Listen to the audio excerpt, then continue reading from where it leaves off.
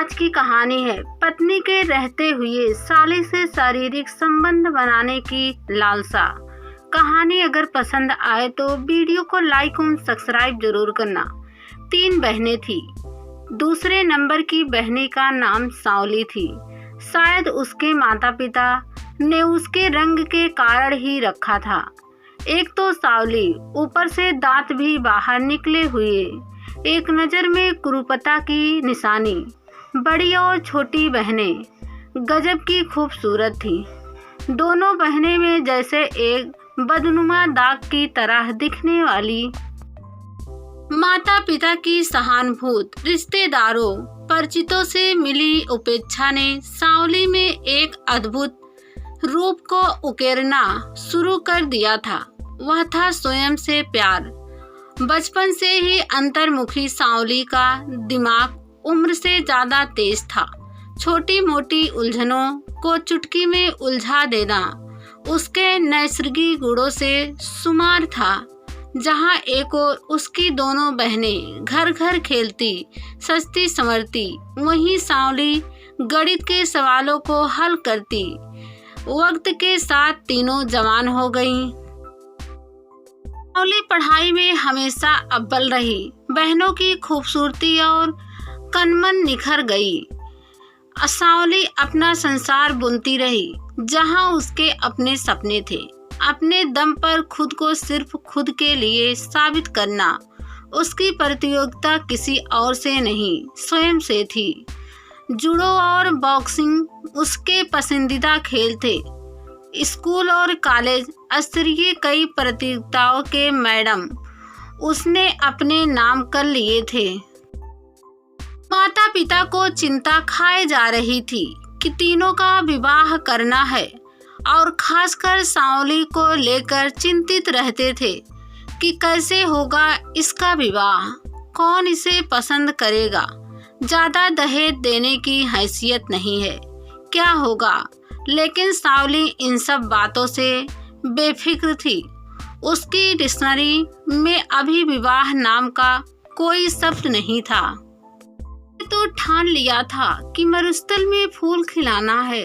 पता नहीं रिधमा के पापा ने लड़के वाले से बात की होगी या नहीं।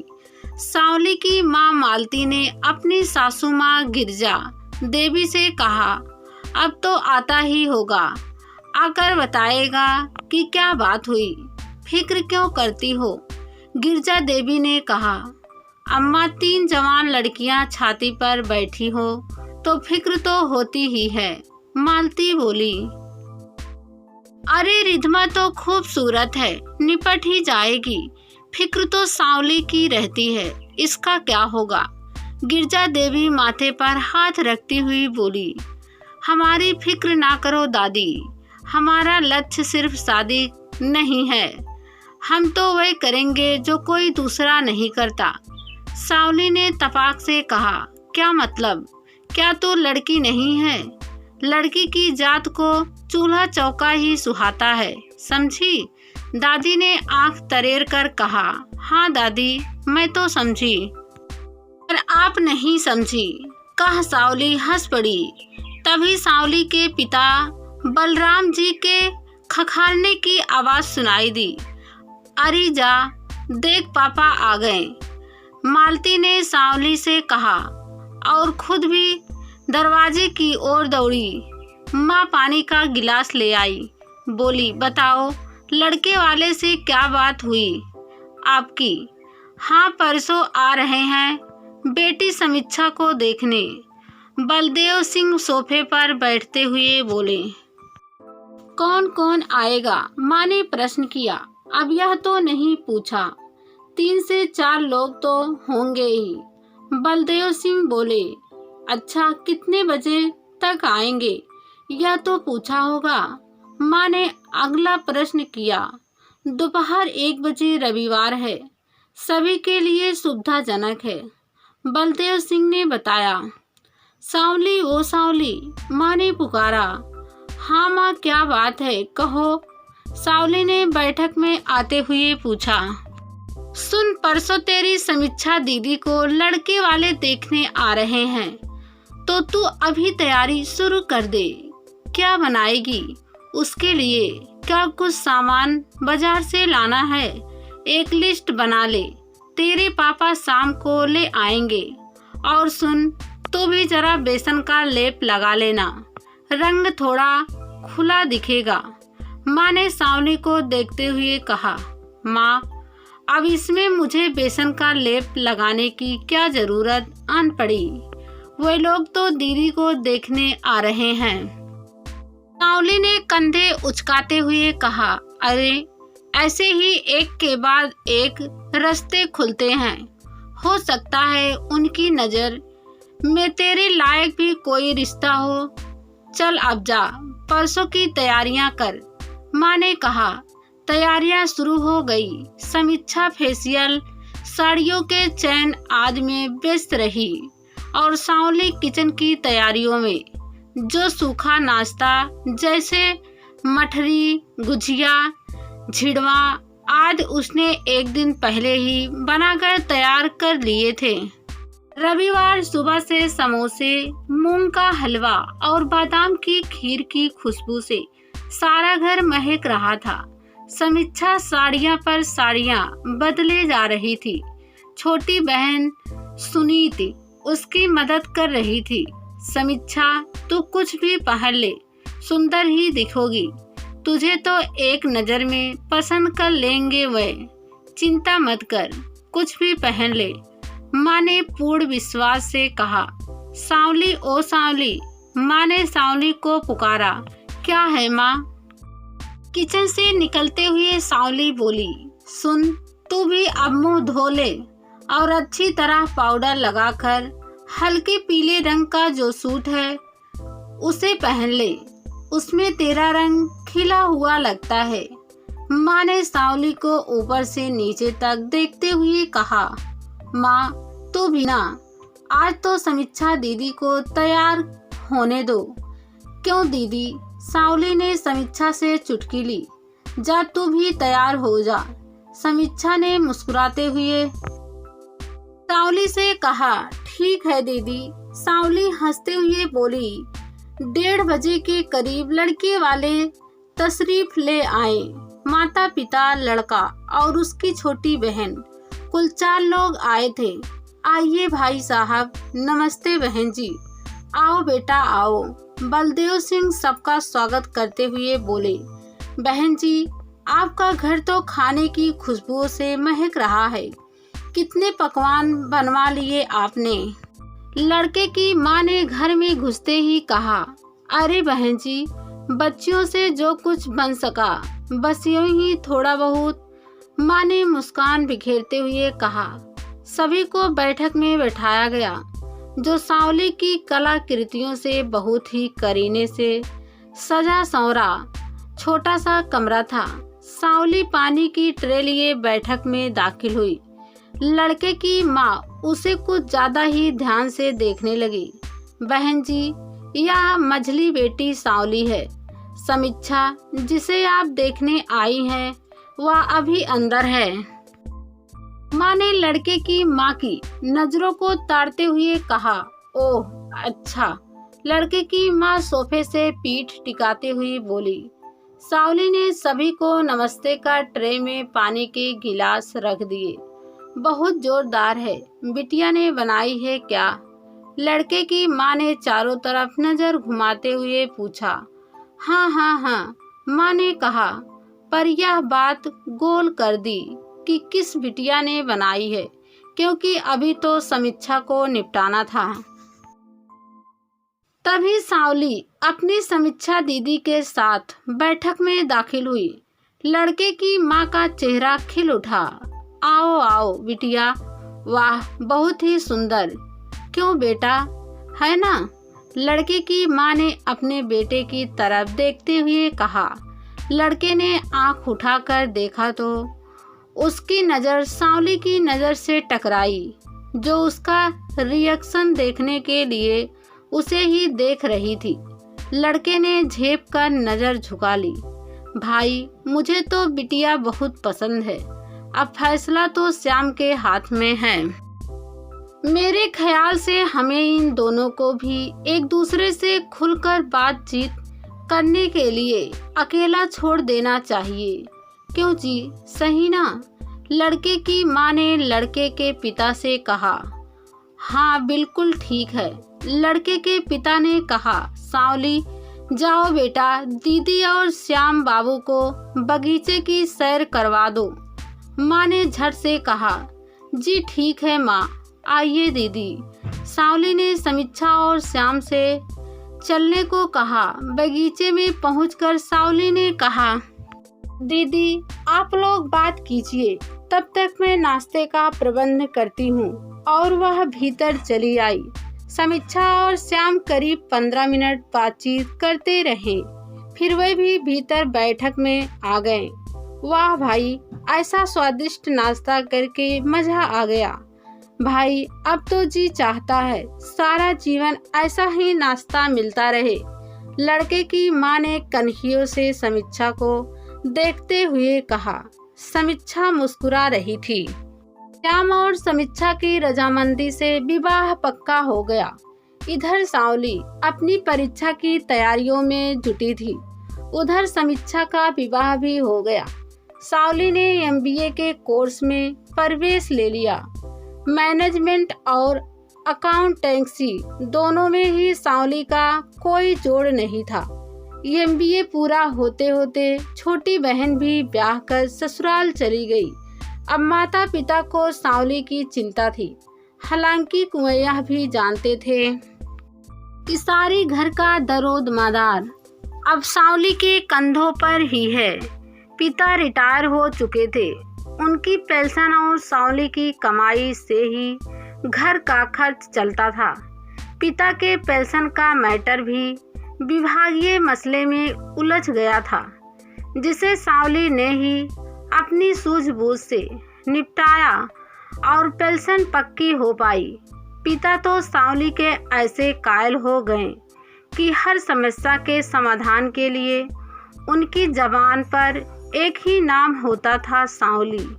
अरे बेटा रो मत, सांवली घर आ जाए, मैं उससे बात करता हूँ। दामाद जी को वह इस मुश्किल से चुटकी में निकाल देगी, तो फिक्र मत कर। पिता ने समीक्षा से फोन पर कहा। ठीक है पापा, मैं कल श्याम के साथ घर आती हूँ, सांवली को सारा मसला समझा देंगे, समीक्षा ने कहा और फोन रख दिया। अगले दिन सुबह ही समीक्षा अपने पति के साथ घर आई। सांवली को श्याम ने अपने व्यापार में हुए घोटाले और घाटे से सड़क पर आ जाने का पूरा विवरण बताया। सांवली बहुत ही गंभीर मुद्रा में हर बार सुनती रही। फिर उसने श्याम से कुछ प्रश्न किए, जिनके उत्तरों से उसे समझ में आ गया कि आखिर चूक कहाँ हुई है। उसने कुछ सुझाव दिए और कहा कि तुम इन पर अमल करो, बाकी मैं संभाल लूंगी। सांवली ने अपने तेज दिमाग से अपने जीजा जी का न केवल घाटा पूरा करवाया, बल्कि उसके बाद उनका बिजनेस जोड़ पकड़ता गया। अब तो श्याम जैसे सांवली का दीवाना हो गया। कभी कभी मजाक में कह भी देता था कि इससे तो मैं तुमसे शादी करता तो ज्यादा अच्छा रहता। खैर, आधी घरवाली तो तुम हो ही। इस पर सांवली कहती, सांवली सिर्फ सांवली है, किसी की घरवाली नहीं, ना आधी ना पूरी। जीजा जी जैसे मन ममोस कर रह जाते। कई बार कोशिश करने पर भी सांवली ने उनकी दाल गलने ना दी। सांवली जानती थी कि उसका दिमाग और फिट फिगर पुरुषों को बेहद आकर्षित करता है। हर कोई चाहता है कि उसकी बीवी खूबसूरत होने के साथ स्मार्ट माइंड भी रखती हो। वह यह भी जानती थी कि आज इस समय उससे कोई भी शादी करने के लिए तैयार हो जाएगा, लेकिन अब वह अपनी शर्तों पर जीवन जीना सीख चुकी थी। अब तो पुरुषों को अपनी उंगलियों पर नचाने में उसे मजा आता था। बहुत परिश्रम करना पड़ा है उसे यह मुकाम हासिल करने में। हेलो, क्या मैं सांवली जी से बात कर सकता हूँ? फोन पर किसी ने सांवली से कहा। जी कहिए, मैं सांवली बोल रही हूँ। सांवली ने जवाब दिया, मैडम आपसे अपॉइंटमेंट लेना था, एक प्रॉपर्टी केस के सिलसिले में आपसे कंसल्ट करना चाहता हूँ। प्लीज बताइए मैं आपसे किस समय मिल सकता हूँ? अजनबी ने कहा, आप सारे डॉक्यूमेंट्स लेकर परसों मेरे ऑफिस आ जाइए। बाय द वे आपका शुभ नाम? सांवली ने पूछा। Oh I am sorry, my name is Brij. मैं परसों मिलता हूँ आपसे। Thank you so much. और फोन काट दिया गया। नियत समय पर ब्रिज सांवली के ऑफिस पहुंचा। गुड मॉर्निंग सांवली, ब्रिज ने अभिवादन किया। Very good morning Brij, take your seat, Sanwali ने मुस्कुरान बिखेरते हुए कहा। पेपर्स दिखाइए और केस की डिटेल्स बताइए। ओके, ये लीजिए पेपर्स। दरअसल मेरी पार्टनर मेरी वाइफ ही थी। उसने अपनी खूबसूरती के जाल में उलझाकर मुझसे कहां कहां साइन करवा लिए, मुझे पता नहीं चला। मेरा सारा बिजनेस खुद के नाम करके मुझे डिवोर्स पेपर भेज दिए। मैं चाहता हूँ कि उसे इसकी सजा मिले।